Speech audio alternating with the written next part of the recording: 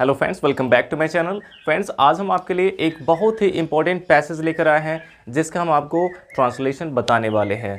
और क्योंकि फ्रेंड्स ये पैसेज आपके एग्ज़ाम के लिए बहुत ही ज़्यादा इंपॉर्टेंट है, तो अगर आपने इसे अच्छे से प्रिपेयर कर लिया तो एग्ज़ाम में आपके 5 मार्क्स फिक्स हो जाएंगे पैसेज ट्रांसलेशन से। और फ्रेंड्स, ये जो पैसेज है, देखिए इसका स्टार्टिंग हुआ कि अनुशासन ही जीवन का सार है। जैसा कि आप जानते हैं फ्रेंड्स कि पहले ये पैसेज ट्रांसलेशन का जो क्वेश्चन है वो 10 मार्क्स का आता था, लेकिन अब जो है ये केवल 5 मार्क्स का ही आएगा आपके एग्ज़ाम में। तो जाहिर सी बात है कि जो छोटे पैसेज हैं आपके सिलेबस में जो दिया गया है, ग्रामर पोर्शन में जो छोटे छोटे पैसेज हैं वो आने के चांसेस हैं, या फिर हो सकता है कि कोई एक डिफरेंट ही पैसेज आ सकता है एग्ज़ाम में। या तो उसमें से जो छोटे पैसेज हैं वो आ सकते हैं, या फिर कोई अलग से पैसेज पूछा जा सकता है। और अगर कोई अलग से पैसेज पूछा जाता है तो वो बहुत ही ईजी होगा फ्रेंड्स। तो देख लेते हैं, अगर पुराने जो सिलेबस है उनमें से अगर कोई आता है एग्ज़ाम में तो 2 पैसेज सबसे इम्पोर्टेंट है। एक तो ये है अनुशासन ही जीवन का सार है, और एक और पैसेज इसके अलावा है आशा के बिना मानव जीवन असंभव है। ये वाला जो पैसेज है इसका भी ट्रांसलेशन हमने आपको बताया है, इसका लिंक आपको डिस्क्रिप्शन में मिल जाएगा। तो आप ये दोनों पैसेज बहुत ही अच्छे से प्रिपेयर कर लीजिएगा।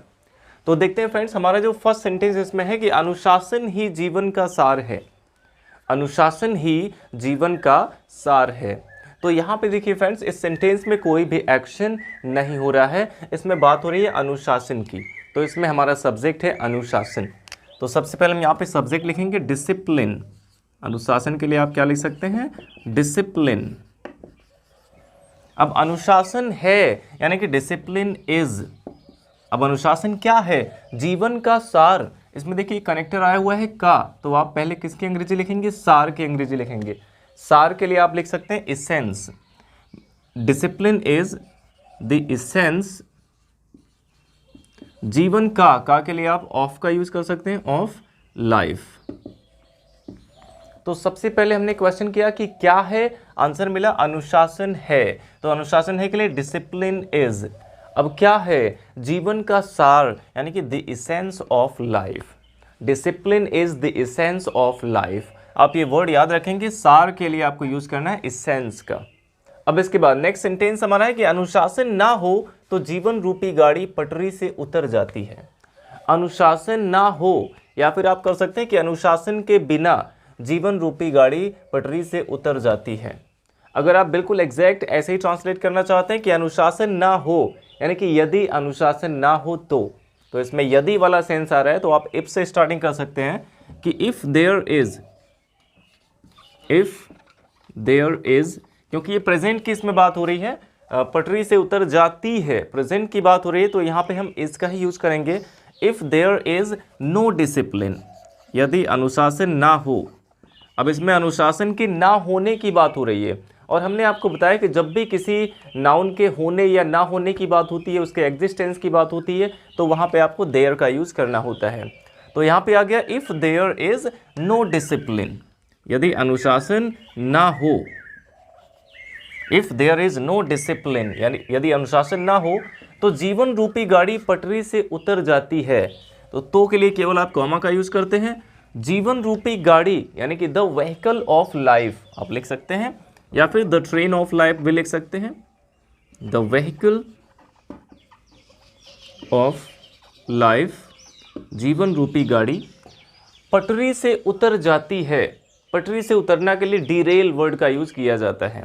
तो यहाँ पे आप लिख सकते हैं कि द व्हीकल ऑफ लाइफ उतर जाती है। तो यहाँ पे जाना के लिए आप गेट का यूज करेंगे, गेट्स, क्योंकि व्हीकल ऑफ लाइफ ये सिंगुलर है, तो यहाँ पे गेट्स आ जाएगा। गेट्स डीरेल्ड, उतर जाती है, गेट्स डीरेल्ड। तो ये सेंटेंस हमारा था कि यदि अनुशासन ना हो, तो इसके लिए हमने बनाया कि if there is no discipline तो जीवन रूपी गाड़ी पटरी से उतर जाती है। The vehicle of life gets derailed, जीवन रूपी गाड़ी पटरी से उतर जाती है। पटरी से उतर जाना के लिए गेट डीरेल का यूज करेंगे, गेट डीरेल्ड। अब इसके बाद देखिए, यदि सभी लोग सड़क पर चलते समय अपने अपने नियम का पालन करने लगें। यदि सभी लोग यानी कि इफ एवरीवन या एवरीबॉडी, यदि यहाँ भी आया तो इफ से स्टार्टिंग करेंगे। इफ एवरीवन या एवरीबॉडी पालन करने लगे, अपने अपने नियम का पालन करने लगे और सड़क के किसी भी तरफ गाड़ी चलाने लगे तो पूरी अव्यवस्था फैल जाएगी। अब यहाँ पे देखिए इसमें अलग अलग क्लॉज हैं, ये सभी फ्यूचर में हैं। और जब इसमें एक से अधिक क्लॉज होते हैं सेंटेंस में और एक क्लॉज हमारा फ्यूचर में होता है तो दूसरा क्लॉज हम प्रेजेंट इंडेफिनिट में बनाते हैं। तो यहाँ पे हमें क्या करना है, यदि सभी लोग सड़क पर चलते समय अपने अपने नियम का पालन करने लगे, ये हमारा पहला क्लॉज है। तो इसको हमें प्रेजेंट इंडेफिनिट टेंस के रूल से बनाना होगा। तो यदि सभी लोग, इफ़ एवरीबॉडी, अब करने लगे के लिए यहाँ पे आप स्टार्ट का यूज कर सकते हैं। लगा, लगी, लगे आने पर यहाँ पे स्टार्ट प्लस वर्ब की आईएनजी फॉर्म यूज कर सकते हैं या फिर बिगेन टू प्लस V1 का यूज किया जाता है। तो यहाँ पे हम स्टार्ट का यूज करते हैं। इफ़ एवरीबॉडी स्टार्ट्स, क्योंकि ये प्रेजेंट इंडेफिनिट के रूल से बनाना है तो यहाँ पे स्टार्ट्स आ जाएगा। जैसे कहना कि यदि तुम परिश्रम करोगे तो पास हो जाओगे, तो दोनों क्लॉज हमारे फ्यूचर में है। यदि तुम परिश्रम करोगे तो पास हो जाओगे, दोनों फ्यूचर में है। तो यदि वाला जो क्लॉज है, जो डिपेंडेंट क्लॉज है, उसको प्रेजेंट इंडेफिनिट, और जो इंडिपेंडेंट क्लॉज है उसको फ्यूचर इंडेफिनिट के रूल से ट्रांसलेट किया जाता है। ये आप कंडीशनल सेंटेंस या फिर सीक्वेंस ऑफ सेंटेंस में इसको पढ़ सकते हैं। तो ये आपको बताया भी गया है, सीक्वेंस ऑफ टेंसेस भी बताया गया है। तो देखिए, इफ़ एवरीबॉडी स्टार्ट्स, यदि सभी लोग करने लगे, क्या करने लगे, पालन करने लगे, starts following. If everybody starts following या फिर स्टार्ट्स टू फॉलो कर सकते हैं। अब क्या करने लगे, अपने अपने नियम का, यानी कि his own rule. If everybody starts following his own rules, यदि सभी लोग अपने अपने नियम का पालन करने लगे। अब सड़क पर चलते समय, तो यहाँ पे आप सीधे लिख सकते हैं ऑन रोड यहाँ पे लिख सकते हैं, या फिर while walking on the road, या फिर while driving on the road, ऐसा भी लिख सकते हैं। If everybody starts following his own rules on road, यदि सभी लोग सड़क पर अपने अपने नियम का पालन करने लगे और सड़क पर किसी भी तरफ गाड़ी चलाने लगे। एंड स्टार्ट्स, यहाँ पे ये भी जो है ये डिपेंडेंट क्लॉज है, तो यहाँ भी आपको प्रेजेंट इंडेफिनिट का यूज करना होगा। तो यहाँ पे लिखेंगे and starts driving on any side, सड़क पर किसी भी तरफ, starts driving on any side of the road, तो इसको भी हमने प्रेजेंट इंडेफिनिट के रूल से बनाया, क्योंकि ये दोनों क्लॉज हमारे डिपेंडेंट क्लॉज हैं। तो जो डिपेंडेंट वाले क्लॉज हैं उसको प्रेजेंट इंडेफिनिट, और जो इंडिपेंडेंट क्लॉज है जिसका कंप्लीट सेंस है उसको फ्यूचर इंडेफिनिट टेंस के रूल से बनाते हैं। तो ये सेंटेंस हमारा था कि यदि सभी लोग सड़क पर चलते समय अपने अपने नियम का पालन करने लगें, यानी कि if everybody starts following his own rules on road and starts driving on any side of the road, और सड़क के किसी भी तरफ ड्राइव करने लगे, तो पूरी अव्यवस्था फैल जाएगी। अब यानी कि तो चारों तरफ अव्यवस्था हो जाएगी। तो कहने का मतलब चारों तरफ अव्यवस्था हो जाएगी। तो यहाँ पे अव्यवस्था के होने की बात हुई है, तो यहाँ भी आप देयर का यूज़ कर सकते हैं। देयर विल बी, हो जाएगी, इसको फ्यूचर में बनाना है, देयर विल बी। और अव्यवस्था के लिए आप लिख सकते हैं disorder, there will be disorder, और चारों तरफ के लिए हो जाएगा एवरीवेयर। या फिर आप इसको पैसिव वॉइस में बना सकते थे कि एवरीथिंग विल बी डिसऑर्डर्ड, तो सब कुछ अव्यवस्थित हो जाएगा। एवरीथिंग विल बी डिसऑर्डर्ड, या तो आप ऐसा लिख सकते थे, या फिर आप लिख सकते हैं कि there will be disorder everywhere, तो चारों तरफ अव्यवस्था ही होगी। और इसके बाद देखिए, नियमों का पालन करते हुए अनुशासित जीवन व्यतीत करके ही हम देश और समाज की उन्नति में सहायक हो सकते हैं। अब यहाँ भी देखिए अलग अलग क्लॉज से मिलकर ये सेंटेंस बना हुआ है।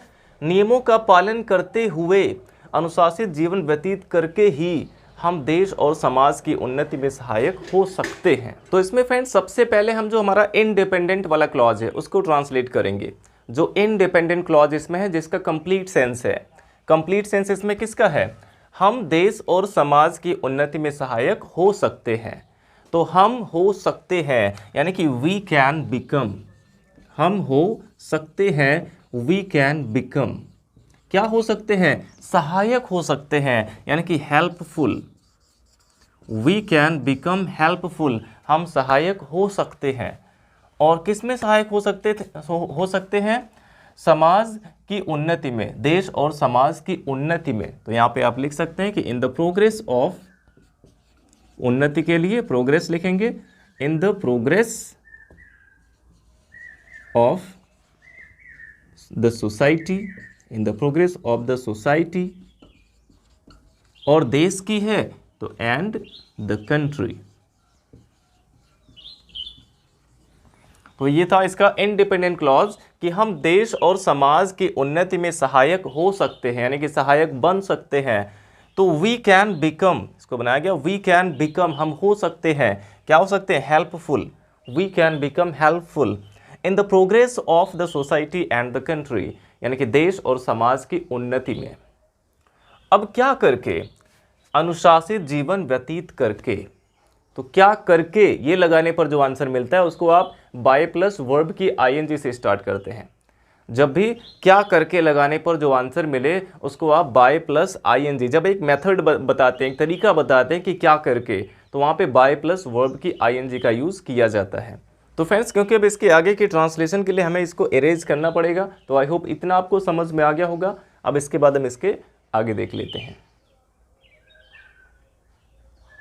तो फ्रेंड्स, एक बार फिर से हम यहीं से स्टार्टिंग करते हैं कि नियमों का पालन करते हुए अनुशासित जीवन व्यतीत करके ही हम देश और समाज की उन्नति में सहायक हो सकते हैं।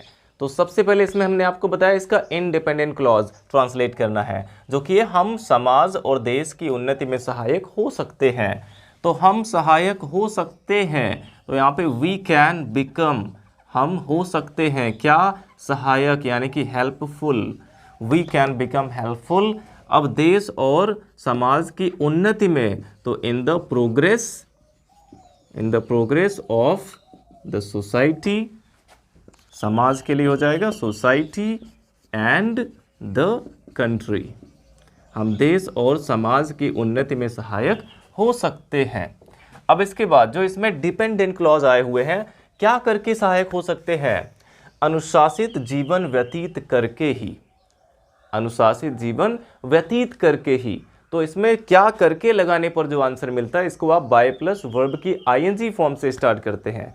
जैसे जब एक मेथड बताया जाता है कि क्या करके, किस तरीके से, तो वहाँ पे बाय प्लस वर्ब की आईएनजी फॉर्म आनी चाहिए।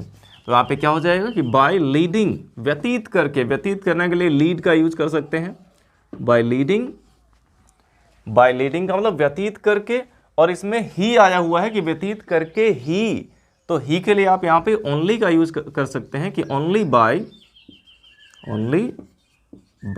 लीडिंग।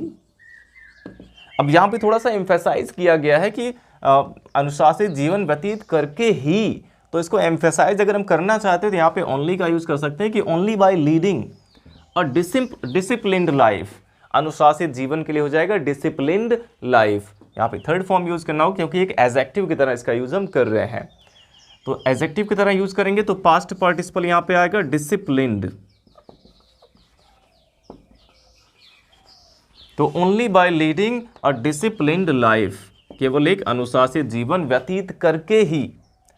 अब कैसे अनुशासित जीवन व्यतीत करके, नियमों का पालन करते हुए। अब यहाँ पे करते हुए आ गया, तो जब भी करते हुए आ जाए कहीं पे तो वाइल प्लस वर्ब की आईएनजी फॉर्म वहां पे आनी चाहिए। करते हुए आया तो यहाँ पे आप वाइल का यूज कर सकते हैं, वाइल। नियमों का पालन करते हुए तो वाइल फॉलोइंग, पालन करने के लिए फॉलो का यूज कर सकते हैं, वाइल फॉलोइंग द रूल्स। तो ये पूरा सेंटेंस हमारा बन गया कि we can become helpful in the progress of the society and the country, हम देश और समाज की उन्नति में सहायक हो सकते हैं only by leading a disciplined life, केवल एक अनुशासित जीवन व्यतीत करके ही, वाइल फॉलोइंग द रूल्स, यानी कि नियमों का पालन करते हुए आ गया, तो वाइल प्लस वर्ब की आईएनजी फॉर्म यहाँ पे यूज हुई है। अब इसके बाद देखिए, जीवन के किसी भी क्षेत्र में हम अनुशासन की सीढ़ी पर चढ़कर ही अपने लक्ष्य तक पहुंच सकते हैं। जीवन के किसी भी क्षेत्र में अनुशासन की सीढ़ी पर चढ़कर ही हम अपने लक्ष्य पर पहुंच सकते हैं। तो सबसे पहले इसमें जो इंडिपेंडेंट क्लॉज है उसको ही ट्रांसलेट करेंगे, जैसा कि इसके पहले वाला सेंटेंस बनाया गया। तो इसमें इंडिपेंडेंट क्लॉज कौन सा है जिसका कंप्लीट सेंस निकल रहा है, हम अपने लक्ष्य तक पहुंच सकते हैं, हम अपने लक्ष्य तक पहुंच सकते हैं। इस बात को हम कैसे ट्रांसलेट कर सकते हैं, सबसे पहले सब्जेक्ट आएगा हम के लिए वी। अब सकते हैं यहाँ पे आया है तो यहाँ भी आप कैन का यूज कर सकते हैं। We can achieve our goal, हम अपने लक्ष्य तक पहुंच सकते हैं। इसके लिए आप लिख सकते हैं कि we can achieve our goal, या फिर यहाँ पे आप रीच का भी यूज कर सकते हैं कि we can reach our aim. तो यहाँ पे अचीव वर्ड का यूज ज़्यादा किया जाता है गोल के लिए, तो आप लिख सकते हैं कि we can achieve our goal, यानी कि हम अपने लक्ष्य तक पहुंच सकते हैं।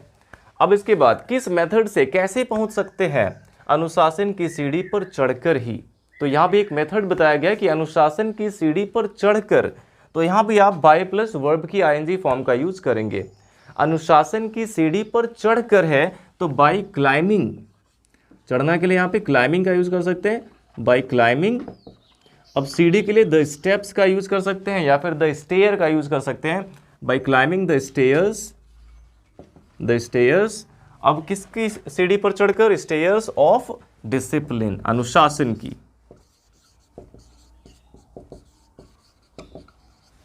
तो यहां भी एक मेथड बताया गया था कि हम कैसे अपने लक्ष्य तक पहुंच सकते हैं, by climbing the stairs of discipline. तो यहां पे था कि we can achieve our goal, हम अपने लक्ष्य तक पहुंच सकते हैं। अब जीवन के किसी भी क्षेत्र में को यहीं पे रखना था, जीवन के किसी भी क्षेत्र में, ये इसी से रिलेटेड है, हम जीवन के किसी भी क्षेत्र में अपने लक्ष्य तक पहुंच सकते हैं। तो आप इसको बाद में लिख सकते हैं।